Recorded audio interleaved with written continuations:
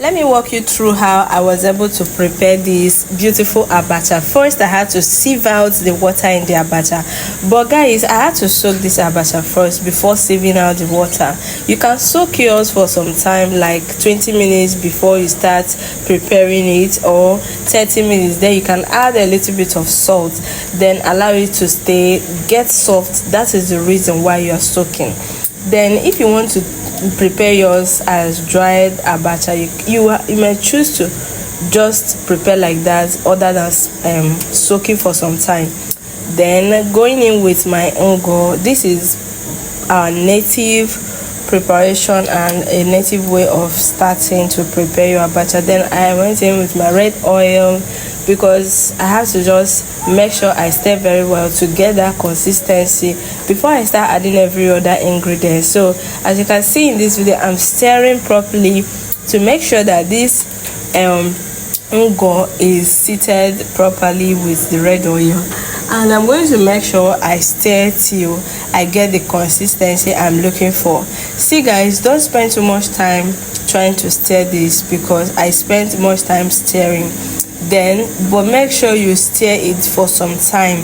Then I had to just go in my pepper. I'm using dried pepper. Some people prefer to use fresh pepper, but if fresh pepper is not at your disposal at that time, you can just make use of your dried pepper. I added my salt because the salt is for taste. Then after adding my salt, I have to add a little bit of Maggi to my food, because this is what is going to help us get the taste we are looking for. You add your Maggi very well. Don't add too much. Make sure you add little quantity. Then continue stirring. If the red oil and the ungo is not enough, make sure you add to the quantity you had desired, and make sure you add to the one that is not going to get too much for what we need it for. Then add your red oil again. Make sure you continue to add until you get your desired result. There are a lot of times people just do a little bit of add, a little bit, and at the end of the day, you end up not achieving that right beautiful look of the abacha. So guys, for you not to come out or your abacha not looking like you didn't add enough ingredients, make sure you just calm down while you are doing this. Bring out your time to add enough ingredients. Then I'll be going in with my abacha.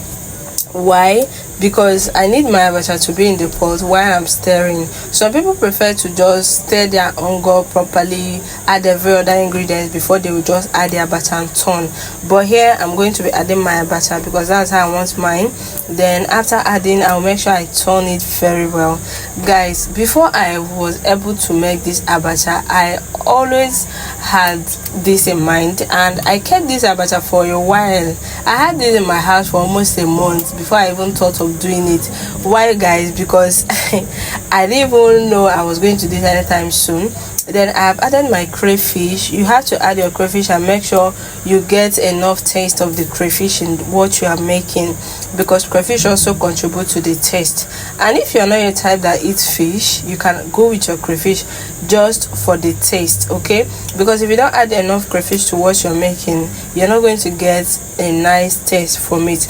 Then guys, if you don't know where to get all these stuffs for your abacha, like your African salad, you can find all these in the local markets around your areas. You can find it, even if you're not in Nigeria, you can find it around where you're living.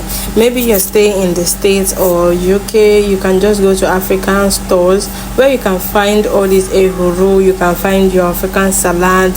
First, make sure you have to soak inside water, turn very well after adding your ingredients, because there are things that when you add them, if you don't stir very well, you're not going to get your desired taste. As you can see in this video, I'm done adding my ingredients, and this is when I was moving my plate. Then to add everything into the plate, this is the time guys you will want to have a taste, because tell me, if you're not doing this like this, how else are you going to do it? And tell me, like, if you give this to your visitor, guys, see, your visitor is going to eat and lick their fingers. I'll be expecting you in my next video, and this is the time for you to add your onions, because this should be the last thing. Don't add your onions in the middle of adding your ingredients. It's not going to come out well, okay? And I would love you to subscribe to this channel. As you have seen this video, you love it, subscribe to this channel. Let me give you a closer look of this abacha, because this is how I made